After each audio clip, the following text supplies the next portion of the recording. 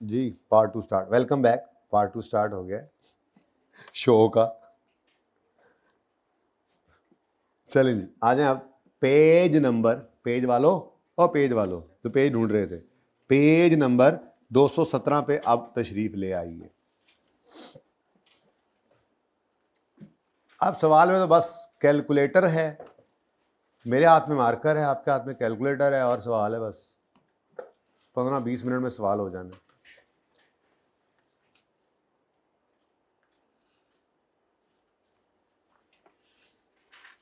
हाँ जी, requirement check करो जरा, पहले सवाल की हमेशा रिक्वायरमेंट पढ़ा करो, पता तो हो करना क्या है। ठीक है, prepare following ledger accounts pertaining to machines for the year ended 31 December 2017।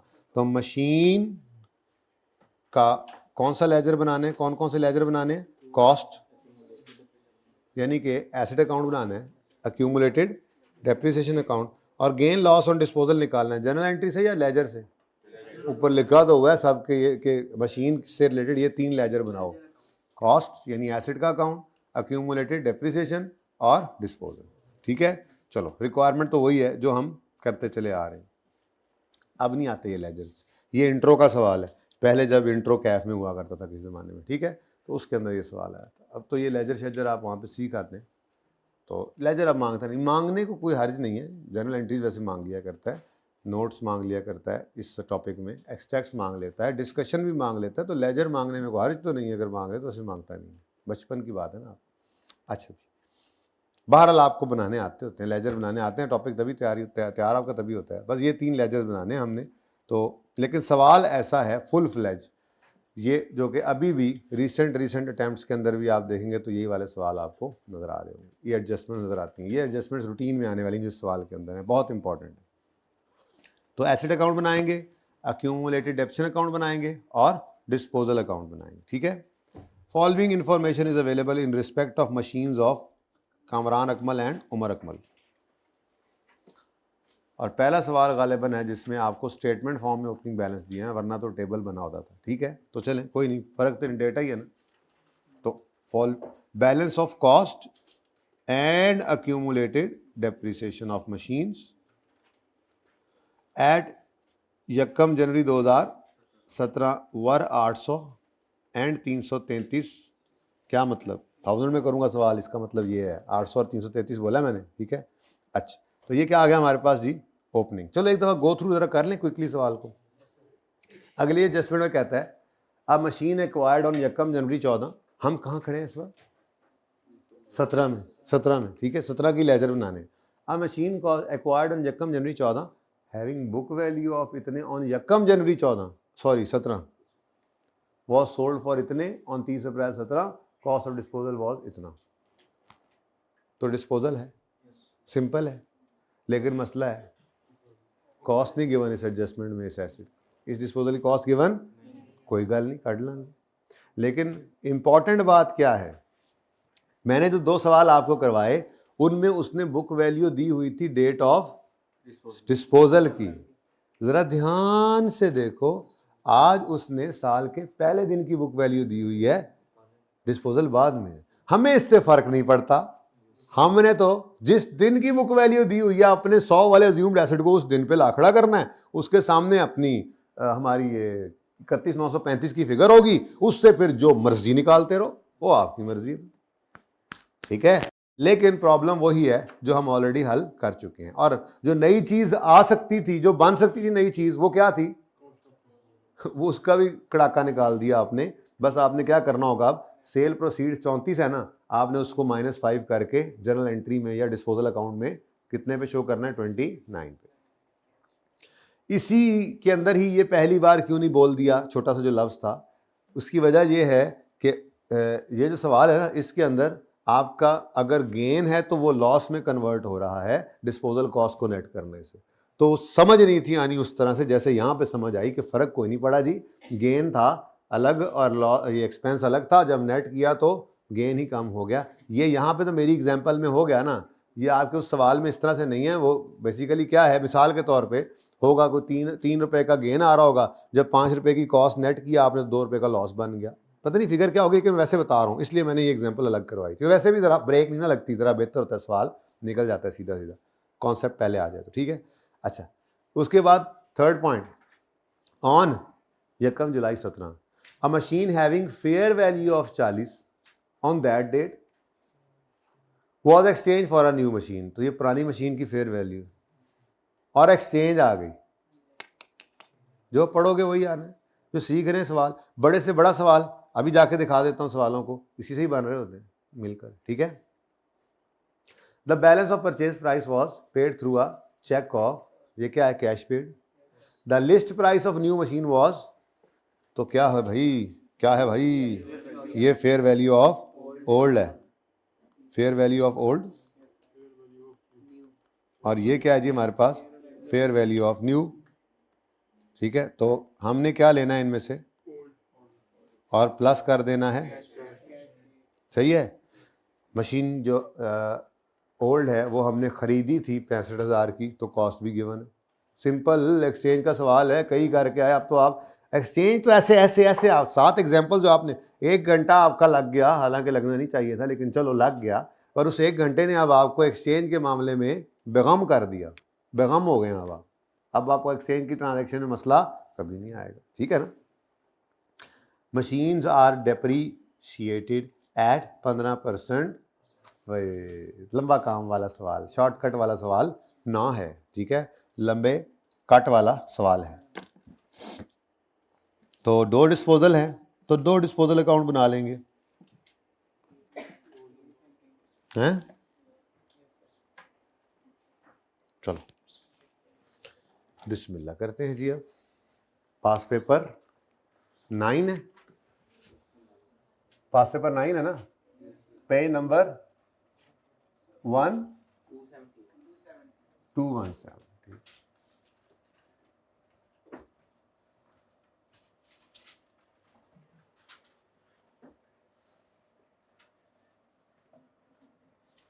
Ji, machine account,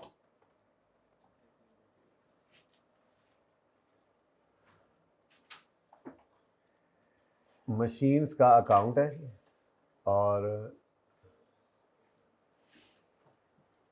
1000 में करेंगे इंशाल्लाह। उसके बाद अक्यूमुलेटेड डेप्रीसिएशन आ जाएगी इनकी,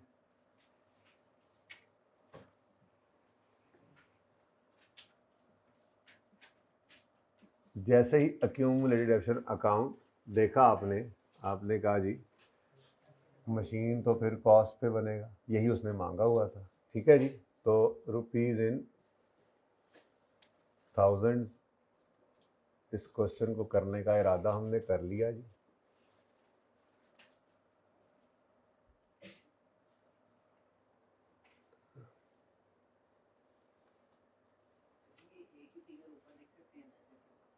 क्या मुनासिब तो नहीं है, लेजर मांगता ही नहीं है, लेकिन जो चीज़ कहेगा आपको, जैसे पीएनएल बैलेंस शीट कहेगा तो पीएनएल के ऊपर अलग लिखो, बैलेंस शीट पे अलग लिखो। बाकी अगर आप क्लियरली लिख देते हो all figures are rounded to nearest 1000 तब भी चल जाएगा, पर ये ज़्यादा मुनासिब है, ये तरीका है।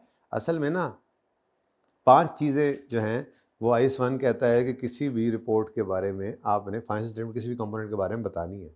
रिपोर्टिंग एंटिटी का नाम ABC कंपनी, रिपोर्ट का नाम PNL balance sheet cash flow, ठीक है। Reporting period for the year as on plan, reporting currency rupees है, डॉलर है, पाउंड है, level of rounding of rupees में है, 1000 में है, मिलियन में है, तो ये सारी चीज़ें रिक्वायर्ड है।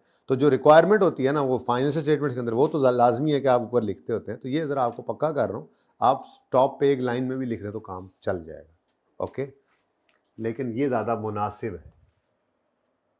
तो कहते हैं ना जी कि ये तो कम अज़ कम है, बाकी ऐसा कर लो तो बेहतर है, तो चलो कोई नहीं, चल जाएगा, माफ़ी तलाफ़ी लेकर चलता हूँ तो मैं आपके लिए। अच्छा, उसके बाद 2 अदद डिस्पोजल अकाउंट्स हैं, ठीक है, 2 अदद डिस्पोजल अकाउंट्स हैं, पहले ही बना लेते हैं ताकि बाद में ब्रेक ना लगे हमें। वैसे आप ऐसे ना किया करें, जो ज़रूरत पड़ती जाए वो लेजर आपने पर्चे में ओपन करते चले जाना, ठीक है जी। वैसे पढ़ लें, आइडिया हो जाता होता है, ठीक है, पढ़ लें, सवाल पहले पढ़ना लाजमी है सवाल, ठीक है। तो रुपीज़ इन थाउजेंड्स। भाई तंग पड़ गए ना बार बार लिख के, तो कहते हैं यार जान छिड़ाओ साड़ी, इको बारी लिख लिया करिए, तो ठीक है चलेगा। मैं तो लिखा ही नहीं करता, कहता हूँ यार तानू पता है ना, लिख लो। शुरू करें जी काम। चल सबसे पहले मुफ्ता लगाओ। मुफ्ता क्या है? ओपनिंग बैलेंस लिखो, ठीक है।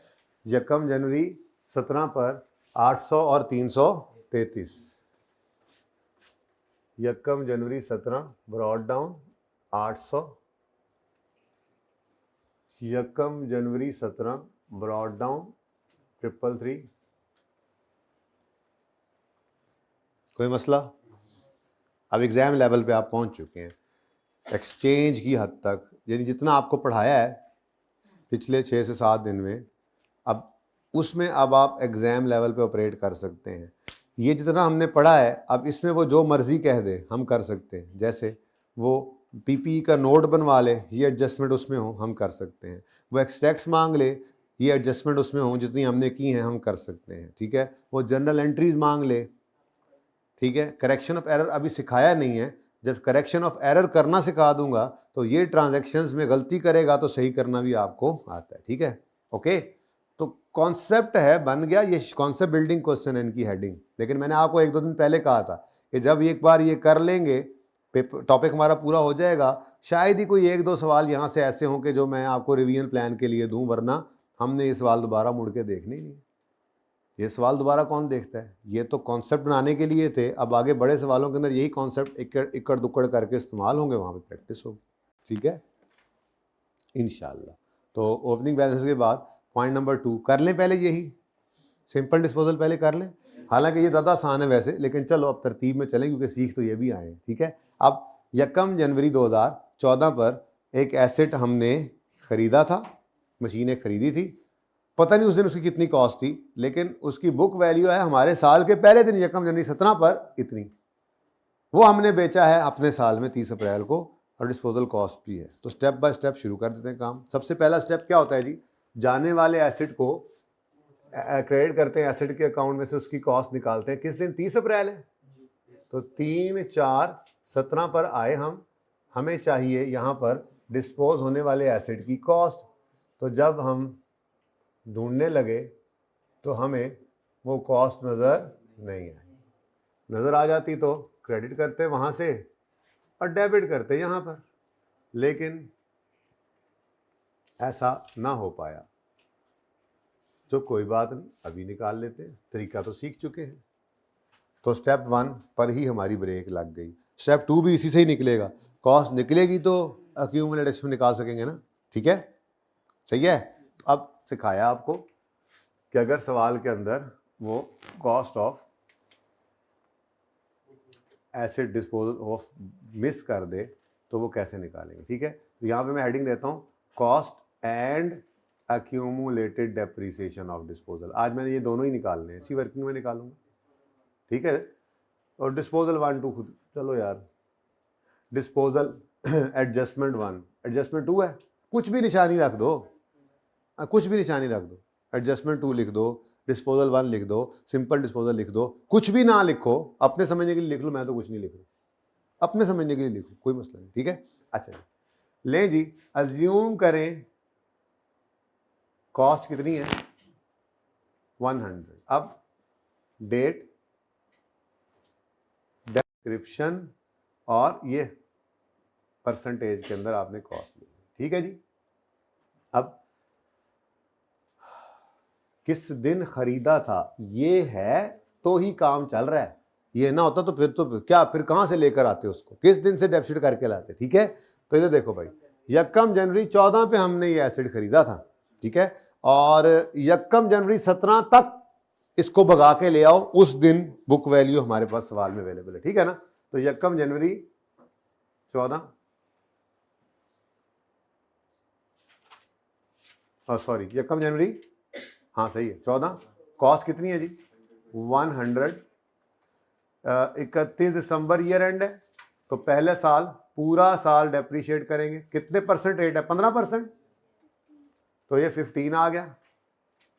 बुक वैल्यू 80, और बोलते तो जाओ, और जाग रहे हो, हेलो।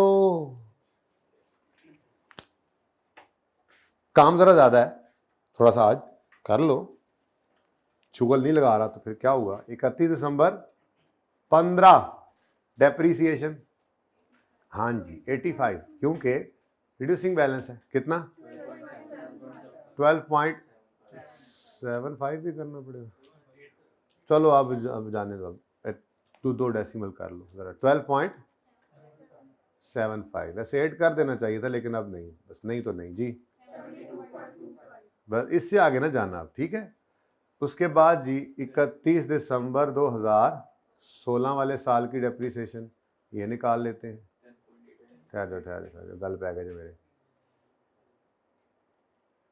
डेप्रीसिएशन 72.25 का 15% जी 84, बुक वैल्यू 61.41।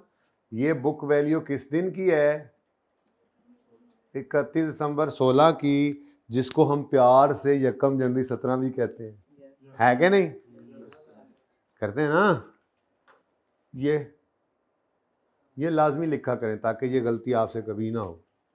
ये रिड्यूसिंग बैलेंस मेथड में बुक वैल्यू लिखते हुए अक्सर ये गलती हो जाती है, ठीक है ना। अब किस दिन बेच रहे हैं इसको, अच्छा चलो लिख तो लेने दो, 30/4/2017 पे हमने बेचना है, ठीक है। अब मसला क्या है, ये तो परसेंटेज चल रही है, मुझे असल में रुपीस के अंदर यही फिगर्स चाहिए। तो मैं यहाँ पे पहुँच गया, जो फिगर उसने मुझे सवाल के अंदर दी हुई थी वहाँ तक मैं पहुँच गया, ठीक है। क्या है जी, क्या कह रहा है जी 31 पॉइंट। अच्छा ये अगर मैं पूरी फिगर लिख दूँ तो, मैं इसलिए कह रहा हूँ पूरी फिगर लिख दूँ, कहीं ये ना हो 31 पॉइंट, देखो ना 31 पॉइंट क्या है 93, अगर मैं यूं लिखूं 31.935 तो जरा ऐसे क्लियर नहीं लगता, दोनों परसेंटेजेस टाइप लग रही हैं। वरना कोई मसला नहीं है, मैं वैसे ही मेरा दिल कर रहा है मैं पूरी फिगर लिखूं, मैंने ऊपर रुपीस लिखा हुआ ना, 1000 में नहीं लिखा, ठीक है। हाँ जब उधर लेके जाएंगे तो कर लेंगे, कोई एतराज तो नहीं इस पे, बाकी इसने करना है 1000 में करो, वर्किंग कोई मसला नहीं है, ठीक है। मैं ये जरा ऐसे मेरा दिल कर रहा है जरा सवाल वाली फिगर ना सामने नजर आए इसलिए, ठीक है। तो 31 दिसंबर 2016 या यकम जनवरी 2017 पर जो बुक वैल्यू सवाल के अंदर गिवन है वो है 31,900। ये जरा फिगर ऐसे जरा दूर से नजर ना कि ये रुपीज और वो परसेंटेज, जरा मेरा इसलिए दिल कर रहा था, ठीक है। अब मुझे क्या चाहिए, ठीक है, तो यहां पर छोटी सी वर्किंग कर लेता हूं मैं, कोई मसला ही नहीं है जी। तो 31,935 डिवाइड करो इसको, इसकी गिवन परसेंटेज जो सामने नजर आ रही है 61.41, मल्टीप्लाई कर दो इसको 100 से, पूरा 52,002 कर दो, कोई बात नहीं कर दो, जब उधर लिखेंगे तो 52 ही लिख देंगे, ठीक है ना। और बोलो ये भी राउंडिंग का डिफरेंस है, अगर आप राउंडिंग ना करें तो ये पूरा एग्जैक्ट 52,000 आना चाहिए, ठीक है। बहरहाल कोई मसला नहीं है, हमें इससे क्या, बिल्कुल ठीक है। ये क्या आ गया आपके पास कॉस्ट, ठीक है। अगली बात, अभी क्या इन दोनों को डिफरेंस, इन दोनों का डिफरेंस लेकर हम अक्यूमुलेट ऑप्शन निकाल लें, नहीं अभी ये डिस्पोजल की डेट पे नहीं पहुंचा पेपर वाले भाई, ठीक है। डिस्पोजल की डेट पे पहुंचाओ, 30 अप्रैल 2014 तक डेप्रीशिएट करना है। अच्छा अब देखो पागल है हम, फिर छोड़ो बस इसको, अब काम अपना मतलब पूरा हो गया अपना, इसको आगे क्या बढ़ाना, अब कॉस्ट आ गई, बुक वैल्यू है ना मेरे पास, बोलो तो इससे आगे तो वैसे ही बुक वैल्यू पे चलना था। 31,935 पर 15% लगाओ और इसको 4/12 करो, को मसला, और ये बुक वैल्यू नहीं डेप्रिशिएट होना था ना, और बोलो तो मैं ये यहाँ पर नहीं करता ना, मुझे क्या जरूरत है परसेंटेज निकालूं, रुपीज में ही अब आगे चलना है, ये तो असल में यहाँ पे इसलिए निकाली थी कि इधर से ये निकालना था, ठीक है। बोलो क्या आती है डेप्रिशिएशन 1597, ऊंचा बोला करे ना, कम से कम एक बार मुझे समझ आ जाए। क्यों आप लोगों ने ये जिंदगी का मकसद बनाया हुआ कि ऐसे बताना है इसको कि कभी भी इसको पहली बार में समझ ना आए, खज्जल करना है इसको, खज्जल ठीक है। तो तुम लोग क्यों नहीं फूटते हो? हैं, रोजा लगा हुआ है, सुबह से बोल मैं आ रहा हूं, रोजा तुम लोगों को लगा हुआ है जी। बुक वैल्यू जी 30338, ठीक है जी। ये मैंने सारी वर्किंग 1000 में नहीं की है, ठीक है, वैसे ही बस मेरा दिल नहीं कर रहा था। अच्छा जी, अब book value date of sale की आ गई है, डेट ऑफ डिस्पोजल की बुक वैल्यू आ गई। अब यहां से आप एक्यूमुलेटेड डेप्रीसिएशन भी निकाल सकते हैं। सारे मतलब पूरे हो रहे हैं आज। तो 52,002 माइनस 30,338 आंसर 214। सवाल खत्म, ठीक है। अब जी बस फेंके चीजों को। स्टेप 1, जाने वाले एसेट की कॉस्ट को एसेट अकाउंट में से क्रेडिट करें, और हम 1000 में करेंगे तो इंशाल्लाह अब हम इसको क्या लिख देंगे 52 002 है ना, ठीक है। वहां से क्रेडिट करके इधर डेबिट कर दिया।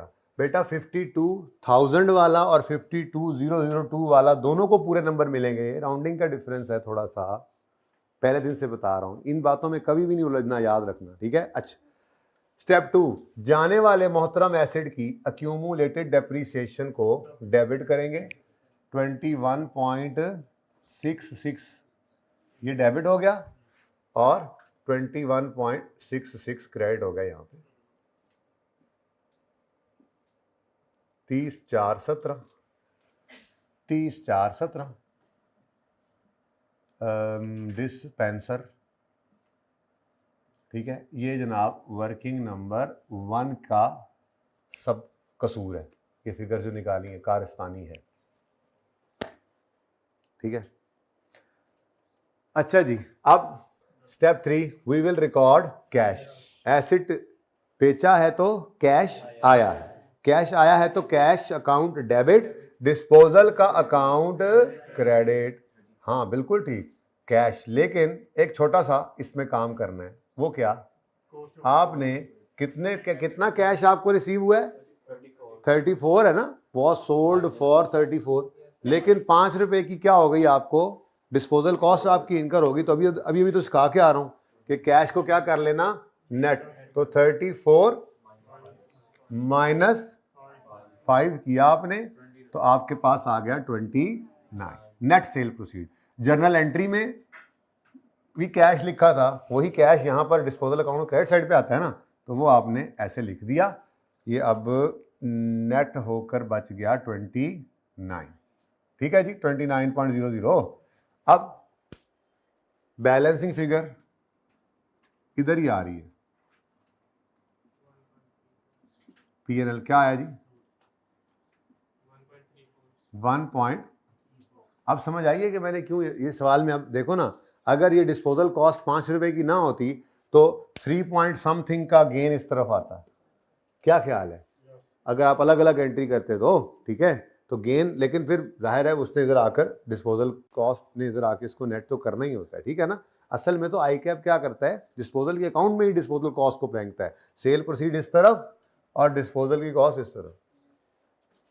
तो ये ज़्यादा आसान है, हम अपनी तरतीब से नहीं हिलते, आंसर भी सेम है, बिल्कुल ठीक है, और ठीक है। अच्छा जी, अगला जी, अगला डिस्पोजल थ्रू एक्सचेंज है, कोई मसला ही नहीं है, आसान काम है, मुश्किल कोई नहीं है, बस यहाँ पे थोड़ा सा तंग ना हो जी। अगली एडजस्टमेंट पढ़ें जी, पढ़ें जी, कर डालें।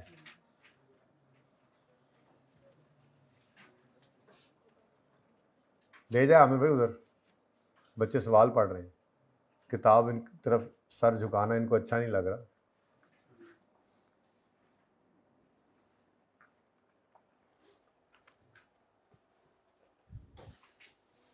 ऑन 1 जुलाई 17, हमारे साल के दरमियान 6 महीने गुजरे थे, 30 जून 17 तक 6 महीने गुजर गए थे ना। हमारे साल के दरमियान 1 जुलाई 17 को, अगले साल, हमारे साल के 7वें महीने के पहले दिन, एक मशीन जिसकी फेयर वैल्यू 40 है, इस दिन हमने एक्सचेंज की है एक नई मशीन से। बैलेंस ऑफ परचेज प्राइस जो है वो चेक के थ्रू पे किया, कैश नहीं तो बैंक लिख लेंगे, बस यही फर्क। The list price of new machine was 130, fair value of new भी आ गई। The old machine required at a cost of 65 on यकम अक्टूबर 15। अब एक्सचेंज की ट्रांजैक्शन में अगर आपको ओल्ड की फेयर वैल्यू भी मिल जाए और न्यू की फेयर वैल्यू भी मिल जाए तो क्या सिखाया हुआ है आपको? जी हाँ, न्यू को इग्नोर कर दें, ओल्ड की फेयर वैल्यू को आपने लेना है। और कॉस्ट ऑफ न्यू कैसे निकलेगी? कॉस्ट ऑफ न्यू, हाँ ये असल में कॉस्ट ऑफ न्यू की कहानी थी। तो कॉस्ट न्यू की हमने निकालनी है कैसे जी? Fair value of old plus cheque paid या कैश, मैं कैश पेड ही लिख रहा हूँ, प्लस कैश पेड, ठीक है। और अगर रिसीव किया होता तो अब फेयर वैल्यू ऑफ ओल्ड क्या है और कैश कितना पे किया, इसका मतलब आपको ये नया एसेट कितने पड़ा? हालांकि नज़र 130 सवाल में आ रहा था लेकिन वो रेलेवेंट अब नहीं, ठीक है। तो ये तो आपको समझाने के लिए ऐसे किया, वहाँ पे ब्रैकेट में ही कर लेंगे, ठीक है। तो स्टेप 1, जाने वाले एसेट की कॉस्ट को एसेट अकाउंट में से क्रेडिट कर दें यकम जुलाई 17 पर। क्या कॉस्ट है जी? कॉस्ट अगली लाइन में गिवन दी है, ओल्ड मशीन वो had been acquired at a cost of 65 on यकम अक्टूबर 15। वो डेप्शन निकालने के लिए यूज करेंगे। फिलहाल जी क्रेडिट करेंगे कितने से? 65 से, बोलो ये क्रेडिट हो गया 65 से, ये डेबिट हो गया। यहाँ ये क्या है बच्चों? ये एसिड कौन सा एसिड है? ओल्ड, उसकी क्या है? कॉस्ट, ओल्ड एसिड की कॉस्ट, ठीक है जी। डिस्पोजल अकाउंट में फेंक दी। अब इसी ओल्ड एसिड की अक्यूमुलेटेड डेप्रिसिएशन को हमने पकड़ना है और उसको डिस्पोजल अकाउंट में फेंकना है, और उसके लिए मुझे अब एक और वर्किंग करना ही पड़ेगी क्योंकि अक्यूमुलेटेड ऑप्शन नहीं अवेलेबल ना सवाल में, तो ठीक है। तो वर्किंग नंबर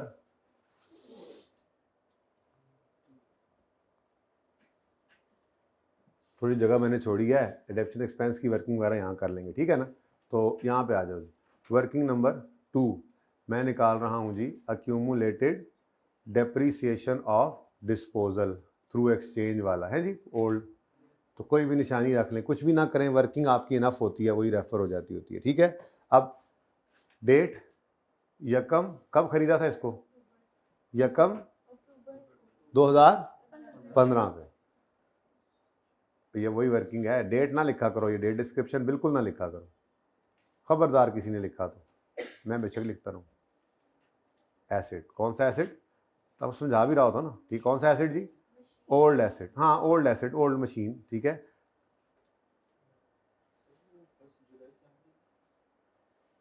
जी यकम जुलाई की है, मैंने क्या किया? हाँ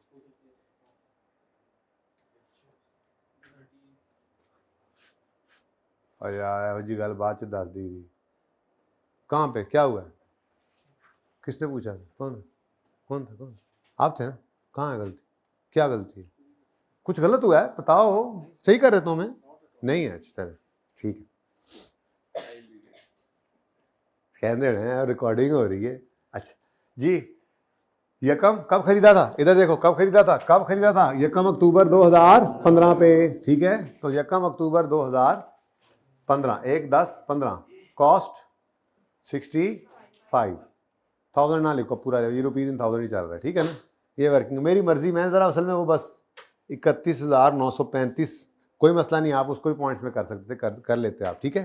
अच्छा अच्छा जी, 65 31 दिसंबर 2015 आया, डेप्रीसिएशन की बारी आई, 65 इंटू 15% किया इंटू अक्टूबर नवंबर दिसंबर, 3/12, 2.43। अच्छा जी 2.44। बुक वैल्यू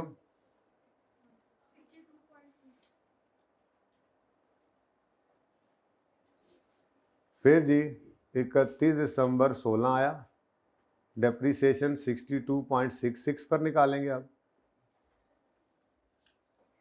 जी। अच्छा जी,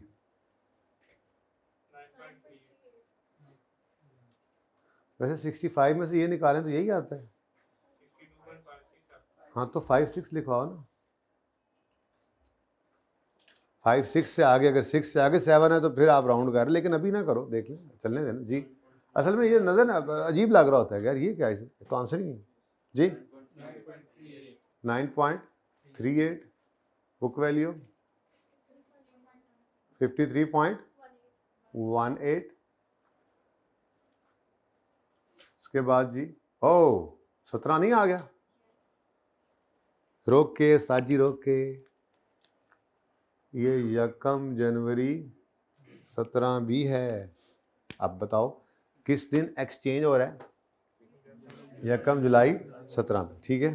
तो 1 जुलाई 17 का मतलब 30 जून 17 ही होता है, याद है ना, बताया था कि अगर डिस्पोजल पहले दिन आ गया तो ये समझो कोई पहले ही से, हाँ अगर ये 3, 4, 5 तारीख लिखी होती तो फिर हम ये सारा वैसे भी हम डिस्पोजल वाला मंथ नहीं लेते ना, ठीक है, तो ये मंथ हमने लेना नहीं है, 30 जून तक ही एसेट इस्तेमाल हुआ है। तो खैर चले, डेप्रीसिएशन 53.18 का 15% इंटू 6/12, जिसको इससे मसला हो रहा है वो 30 जून 17 भी लिख सकता है, नो इशू, ठीक है जी।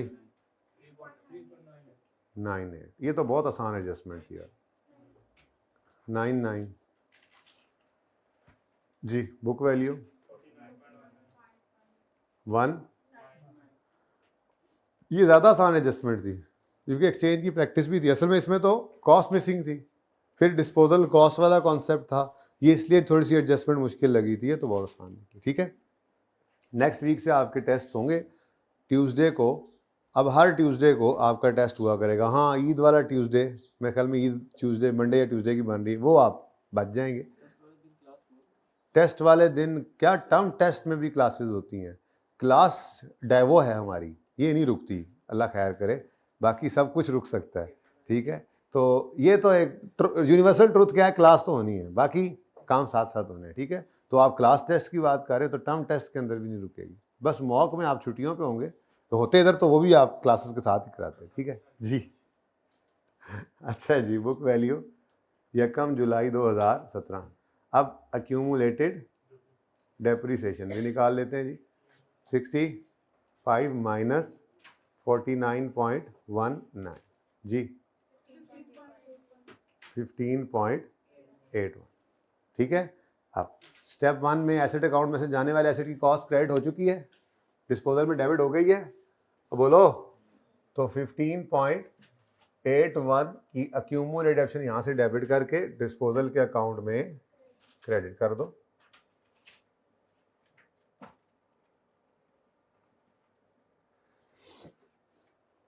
Step 3, we will record cash, we will record cash. अब कैश रिसीव हो रहा है या पे हो रहा है? तो कैश क्रेडिट हो रहा है, डिस्पोजल का अकाउंट क्या होगा? हाँ बैंक क्रेडिट हो रहा है, बैंक लिख लो, फर्क क्या पड़ता है, बैंक लिख लो। तो बैंक क्रेडिट, तो फिर डिस्पोजल अकाउंट डेबिट होगा, कितने से? 80 से। गेन लॉस निकाल लें, अब गेन लॉस निकाल लें। एक्सचेंज की ट्रांजैक्शन में अभी ट्रांजैक्शन पूरी नहीं हुई है, जिन्होंने घर पे सवाल किए, आधे घंटे वाले सवाल 1 घंटे में किए, कम से कम कर तो लिए ना, अब उनको इसमें मसला नहीं होना चाहिए। नए आने वाले एसेट की कॉस्ट जो है वो एसेट अकाउंट में डेबिट होगी। अब उसकी कॉस्ट जो है वो सवाल में गिवन नहीं है, 130 नहीं ले लेना, फेयर वैल्यू ऑफ ओल्ड आ गई, तो हमने क्या असूल बनाया, fair value of old plus cash paid, तो 40 प्लस 80 ये इधर डेबिट होना है, सही है। तो यहां पे हमने आकर लिख हमने डिस्पोजल ही दिया, ठीक है, लेकिन यही ब्रैकेट में करो 40 प्लस 80, बात समझ आ रही है? 120 इधर डेबिट हो गया, डिस्पोजल अकाउंट में क्रेडिट हो गया। अब ये क्या है जी, ये न्यू, ये ओल्ड और ये, तो एज अ होल ये ट्रांजैक्शन पूरी कब होगी, जब पुराना एसेट निकल जाएगा, ये ओल्ड एक्सचेंज की ट्रांजैक्शन में, और ये न्यू, तो ये ट्रांजैक्शन तब पूरी होगी, ठीक है।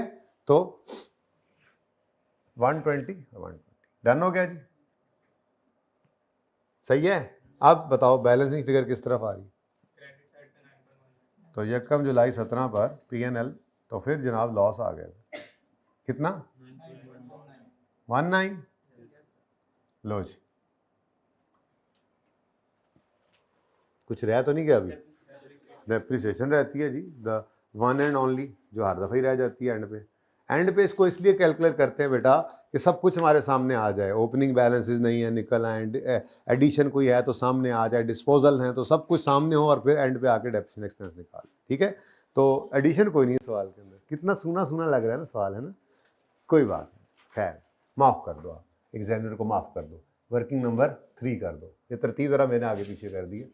डेप्रीसिएशन एक्सपेंस, मैं ना आपके दिमाग में ना ये नक्शा भी मैंने फिट किया होगा। आपको जब पर्चे के अंदर ये सवाल करना इस तरह का पड़े तो आपके दिमाग के अंदर ये नक्शा बना होता है, ये एसेट अकाउंट बना हुआ है, एक्युमुलेशन बना, ये डेप्रिसिएशन एक्सपेंस की वर्किंग है इधर। वो मैं छेड़ता भी नहीं हूँ, आपको पता है, इस तरतीब को भी नहीं छेड़ता। इसलिए वर्किंग मैंने ये डेप्रिसिएशन की यहाँ पर रखी है, पहले दिन यहीं पर ही चल रही है। तो फॉर द ईयर एंडेड 31 दिसंबर 17-12, तो on opening assets excluding disposals,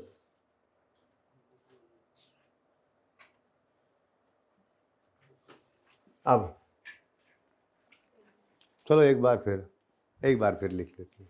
अब ज़बानी बोलना चाहिए था, लेकिन चलो आज आखिरी बार लिख लेता हूँ। क्या मेथड कौन सा है? Reducing balance. तो फिर यहाँ पर ओपनिंग कॉस्ट ऑफ ऑल लेंगे। ओपनिंग कॉस्ट ऑफ, श्योर,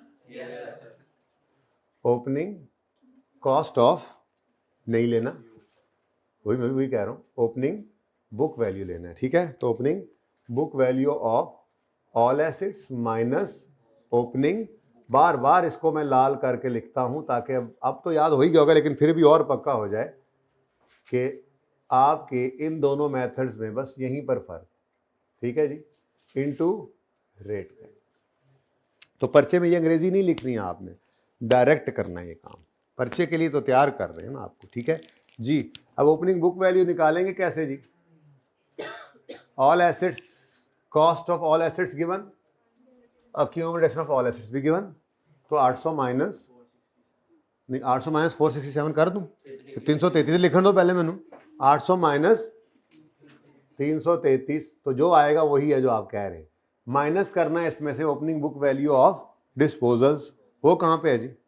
ये सवाल में गिवन थी, कोई वर्किंग रेफर नहीं करनी, सवाल में ओपनिंग बुक वैल्यू गिवन थी 31.9 ये वाला नहीं है, ये नहीं है बेटा, ये भी है और ये भी है, दोनों है ना। एक ले लें एक छोड़ दें, कैसी बातें कर रहे हैं, पहले एक को तो कर लें। तो 31.95 यकम जनवरी 17 की ओपनिंग बुक वैल्यू है डिस्पोजल नंबर 1 की, तो पहले वो लिख लो फिर दूसरा भी लिखते हैं। ठीक है, तो 31,000 में लिखो ना, 94 करो, कर दो कोई मसला नहीं। 31.94 opening book value of disposal number 1 और 53.18, 4 आ जाए डिस्पोजल तो चारों को माइनस कर देंगे, वो सही है। अब जो बकाया बचा, अच्छा अब ये आपने कौन सी वर्किंग में निकाला जी? ये वर्किंग नंबर 2 में, तो बता दो एग्जामिनर को जो बकाया बचा है उस पर क्या लगा दो। अब कैलकुलेटर ने ये निकाल के देना आंसर। 57.28, ठीक है जी भाई। जब 2 डेसिमल तक राउंड करने का डिसाइड होता है फिर 3 क्यों कहते हो? या तो कह दो मुझे 1 डेसिमल तक चलना है, फिर मैं एक क्लास में डिसाइड करके चल रहे हैं ना। आप लोगों ने खुद ही उस वक्त शोखे बने थे, नहीं डेसिमल के बाद 2 डिजिट लेने हैं हमने, खौफ के मारे हुए। तो अब करो, अब सजा है आपकी। ऑन एडिशंस किसने कहा? कोई नहीं है एक्सचेंज में आ गया ना नया ये, सॉरी मैं जरा यहाँ पे यकम जुलाई 17 नहीं लिख सका था जी। तो भाई एसेट डिस्पोजल हुआ है थ्रू एक्सचेंज, तो उसमें नया आ भी तो गया। ठीक है, तो यहाँ पर पकड़ो इसको 120, पहला साल है इसलिए 120 पर ही 15% लगाओ और 6 महीने की डेप्रीसिएशन ले लो, 9 एग्जैक्ट 9। उसके बाद ऑन डिस्पोजल्स, अब डिस्पोजल 2 हैं, अच्छी बात है, वर्किंग 1 और वर्किंग 2। ठीक है, वर्किंग 1 में डिस्पोजल नंबर 1 की डेप्रीसिएशन आ गई कितनी जी? 1.5 97 है तो 1.60 कर रहा हूँ मैं, राउंड हो गया ना। और भाई ये 1000 में कर लो, अगर टेंशन हो रही है तो मैं तो सिर्फ वो ना असल में कर दूं, लिख दूं 1000 में, चल रहा है ना, समझ आ रही है ना, कोई मसला तो नहीं है ना, को एक इधर एक उधर। वैसे सिर्फ मुझे ये मसला था कि ये ज़रा आपको एक परसेंटेज ना लगने लग जाए। पहली दफ़ा आया था ना ये एडजस्टमेंट, पहली दफ़ा आई थी। ओके, कि कर दें, क्लियर है, मसला तो नहीं है। दिल मेरा कर रहा है कर लें, दिल मेरा कर रहा है, मेरा दिल कर रहा है तो कर लेते हैं। ये देखो 31.935 था, इसको 31.935 रहने दो, चलो कम से कम ये तो रहने दो, ठीक है। अब 31.935 पे 15% लगा, 4/12 आया तो यही आंसर आता है ना, बस ये 1000 पॉइंट लगते जा रहे हैं। ये लो, ये लो, ठीक है। और यहाँ पर ये लो, ये मैंने आपको रुपीज इन 1000 करके दे दिया सवाल। Okay okay, done. आगे तो वैसे ही कोई मसला नहीं, आपने वैसे ही 1000 ही लिए हुए थे, भाई इतनी सी बात थी ये। अब राउंडिंग कर लेंगे हम अपने 2 डेसिमल्स तक। ओके, वो राउंडिंग आपने कर लेनी है। ओके, डन हो गया। तो ये 1.59 था ना, तो मैंने 1.6 कर लिया, ठीक है। यहाँ पर 53.18 कहाँ से उठाया? 53.18 कहाँ से उठाया? वो इधर है, अच्छा सॉरी। और उसका किधर है? 31 पॉइंट, ये देखो सब ओके हो गया ना। अब इतनी सी बात थी, आप लोग करने नहीं दे रहे थे मुझे। अच्छा, अब वर्किंग 1 से आ गया 1.60, वर्किंग 2 से आ गया 3.99 और ग्रैंड टोटल बन गया आपका 87। चल, ये डेप्रिसिएशन एक्सपेंस डेबिट 71.87 से अक्यूमुलेशन क्रेडिट। वर्किंग नंबर 3 31 दिसंबर 17। तो 31 दिसंबर 17 का कैरी डाउन बैलेंसिंग फिगर निकाल दीजिए। एट्स 3 31 दिसंबर 17 कैरी डाउन एक्डेप का निकाल दीजिए 367.4। वमा अलैना इल्लल बलाग, इस सवाल के लिए सिर्फ।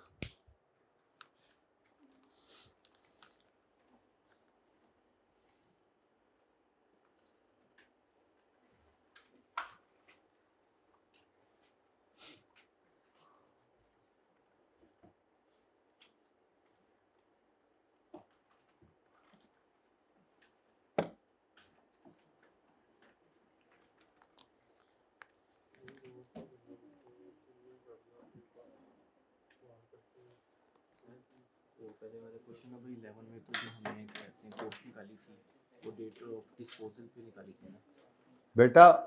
उस सवाल के अंदर बुक वैल्यू 11 और 12वां सवाल जो हम करके आ रहे हैं ना जी, ले आमिर भाई इधर। 11वें और 12वें सवाल के अंदर जो बुक वैल्यू गिवन थी वो डेट ऑफ डिस्पोजल की गिवन थी, और इस सवाल में बुक वैल्यू साल के पहले दिन की गिवन है। तो ये ध्यान से देख रहे हैं आपने, जिस दिन की मर्जी गिवन होगी हम उसके इक्वेट कर लेंगे ना, मसला तो कोई नहीं है। पर मसला तो ये कि आपने पढ़ा नहीं सही तरह से इसको, तो आपका सवाल गलत हो जाएगा। बुक वैल्यू किस दिन की गिवन है? वो किसी भी दिन की हो सकती थी, वो साल के पहले दिन की भी हो सकती है, सेल के दिन की भी हो सकती है, डिस्पोजल के दिन की। जी जी, जिस दिन पे वो खड़ी है उस दिन की बुक वैल्यू निकालो। उसके बाद फिर अपनी रिक्वायर्ड फिगर्स बेशक निकालते रहना जहाँ जहाँ से निकालनी पड़े। तो इस सवाल और उस सवाल में ये फ़र्क है, इसीलिए वो दोनों सवाल करवाए। जी चलें। अच्छा जी, चेंज इन एस्टीमेट की बात अब शुरू करते हैं, टाइम तो कोई नहीं रह गया। हाँ जी, 3 मिनट और 5 मिनट, 8 मिनट, 5 मिनट तो एक्स्ट्रा दे दो ना आज है। कल तो करेंगे ही, कल किसने कहा नहीं करें? कल किसने देखी है मैं मारमूर जाऊं, थोड़ा सा तो करा के जाऊं मजीद है।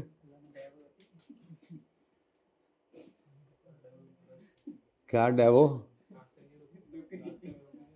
नहीं रुकेंगी, दुनिया का निज़ाम किसी के जाने से नहीं रुकता, पक्की बात है। हमें सिर्फ लगता है, किसी चमगादड़ से पूछा ना तू पुट्ठी लमकी है, निकल है पागला मैं थले आ जा आसमान ना डिग पैरों से चुकिया हुआ है।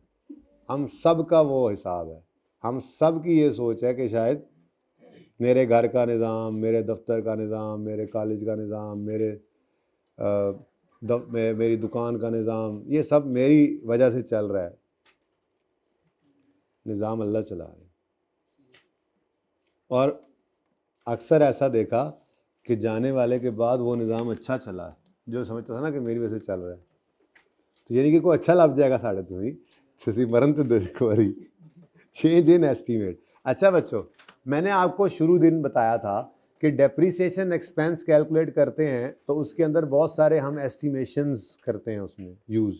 जैसे हमने लाइफ के स्टार्ट में खड़े होकर सोचा, ये दोनों भाइयों ने जाके, उमर नाम था ना आपका और आपका क्या है, उमर और समी ने जाके CD70 इकट्ठा निकलवाया, एक ही शोरूम से, एक ही मॉडल, एक ही कलर, एक ही सब कुछ।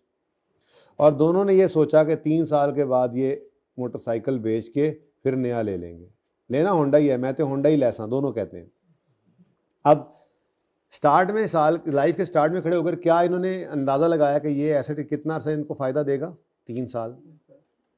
लेकिन 1 साल गुजरा तो समी माशाल्लाह शरीफ आदमी है जी, सुबह सवेरे उठता है, टाकी पकड़ता है, मोटरसाइकिल पे मारता है, आराम से मोटरसाइकिल को चलाता है। और उमर वन व्हीलिंग भी करता है। उमर जो है वो जंप को देख के दूर से और तेज़ कर लेता है, ठीक है। और उमर जो है उसने कभी पूरे साल में वर्कशॉप का मुंह नहीं दिखाया अपने मोटरसाइकिल को। अब 1 साल गुजरने के बाद दूसरे साल के अंदर जाकर उमर के मोटरसाइकिल को हम देखकर कहेंगे ए नहीं बचता, एनू लाहौर ले जाओ। यानी में भी हम कहें ये 3 साल चलना था, ये तो 6 महीने बाद ही आपका एस्टीमेट बदल जाए, आपका नहीं ये नहीं बचता, 2 साल चल जाए तो बड़ी बात है। और समी वाले मोटरसाइकिल को देख के आप कह सकते हैं ये तो ऐसे जैसे शोरूम से निकला है भाईजान, ये साल के बाद भी आप कह रहे हो यार ये 3 साल और चल जाएगा, ठीक है। तो ये क्या है? अंदाज़ा। यूजफुल लाइफ एक अंदाज़ा है। During the life of asset it may change. Residual value एक अंदाज़ा है, लाइफ के एंड पे खड़े होकर इतने पैसे हमें इस एसेट से मिल जाएंगे। 2 साल गुजरे तो कबाड़ का ही रेट इतना ज़्यादा हो गया लोहे का, या मिसाल के तौर पे जो चीज़ हमारे पास है वो ऐसी ज़बरदस्त चीज़ बन गई, वो इतनी महंगी हो गई वैसे कि सेकंड हैंड भी महंगी हो गई, तो आपका रेजिडुअल वैल्यू का एस्टीमेट बदल सकता है। फिर डेप्शन मेथड आपको बताया था कि आपने अंदाज़ा लगाना है कि एसेट से आने वाले फ़ायदे का पैटर्न क्या है, आपने वही डेप्शन मेथड यूज़ करना है। आपने स्ट्रेट लाइन रख लिया, किसी वजह से आपको नज़र आया नहीं इस एसेट तो फ़ायदा डिक्लाइन हो रहा है, तो चेंज करके रिड्यूसिंग बैलेंस रख लिया, चेंज करके स्ट्रेट लाइन पे आ सकते हैं। तो ये सब है, ये 3 एस्टीमेट्स हैं एसेट की लाइफ के अंदर।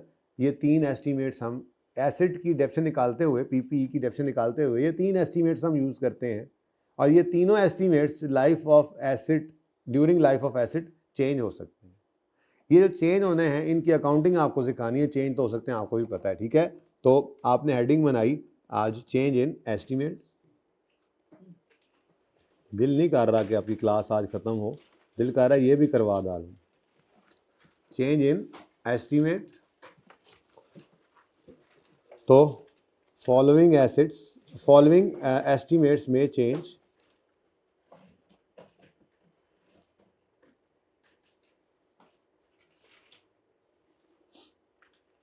During life of an asset.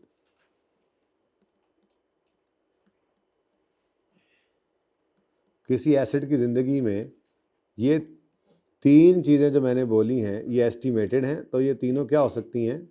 Change हो सकती हैं, ठीक है जी। कौन कौन सी हैं जी? Number 1 useful life, number 2 residual value, और नंबर 3 डेप्रिसिएशन मेथड।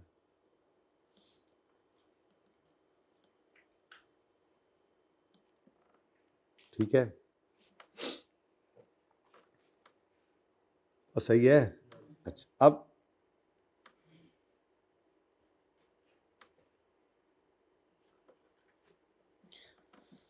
यार ये तो नई चीज़ है, ठीक है, इसको इससे आगे काली करेंगे, ठीक है। लेकिन मेरे दिल में ये आ रही है कि मैंने एक सवाल खुद करवाना है आपको। जैसे मैंने आपको कहा था एक्सचेंज, हाँ एक्सचेंज वाला सवाल जल्दी से कर लेते हैं, और एक पास पेपर होमवर्क में देना चाह रहा हूँ, उसके अंदर आपको बहुत मसाइल आएंगे। क्या आप तैयार हैं उन मसाइल के लिए? अच्छा देखो, एक बात याद रखना, परेशान कभी नहीं होना। टेस्ट में सवाल देख के परेशान नहीं होना, होमवर्क में सवाल देख के परेशान नहीं होना, ये क्या कर दिया सर ने, वो आपको तैयार करा रहा होता हूँ मैं। करना मैंने है आपके साथ सब कुछ डिस्कस, करवाना सब कुछ ही होता है मैंने आपको, लेकिन कभी कभी ना आपको मैं एक कदम आगे चला देता हूँ थोड़ा सा, कि ताकि आपके ऊपर अनसीन एलिमेंट वाला जो आपकी प्रैक्टिस है वो चलती रहे। पर्चे में 100 सवाल करके जाओगे, पर्चे में 101वां आना है, तो उसकी तैयारी कौन करेगा? 100 सवाल रट्टा लगा के जाओगे तो पास हो गए, ऐसा नहीं होगा। आपको ये टेस्ट के अंदर प्रैक्टिस करनी होगी, होमवर्क के अंदर थोड़ा सा एक स्टेप आगे दिमाग को सोचने की आदत जो है वो पड़ी हुई होगी। कोई ऐसी चीज़ नहीं छोड़ूंगा इंशाल्लाह जो आपको ना करवाऊँ, करवाना मैंने सब कुछ है, लेकिन थोड़ा आप पे बोझ डाला करूँगा, ख़ास तौर पे टेस्ट के अंदर। डीमोटिवेट नहीं करना आपको मकसूद, और वैसे भी अभी तो शुरू है, कौन सा डीमोटिवेट होना है। अभी परेशान हो गए, अगले दिन मेरे पास आओगे, फिर अगले दिन आओगे, 2 टेस्ट होंगे, 3 होंगे, चौथे तक आपको आदत हो जाएगी, 5वें में आपको तरीका आ जाएगा क्या दिन नंबर कैसे लेना है, मुश्किल से मुश्किल टेस्ट ने, बस ये करना है। पर्चा आसान आ जाए तो मौजें, मुश्किल भी आ जाए तो हम उसके लिए तैयार हों। थोड़ी थोड़ी तरतीब मेरी ऐसी होती है, ठीक है।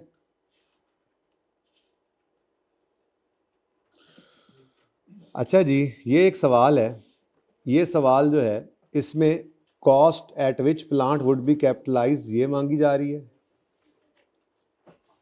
और डेप्रीसिएशन भी कही जा रही है 12 के साल की निकालो। और इस सवाल के अंदर आपको इंट्रो नज़र आएगी, इंट्रो की झलक नज़र आएगी, ठीक है। कि अमार एक मैन्युफैक्चरर है और उसने एक स्टेट ऑफ द आर्ट पौधे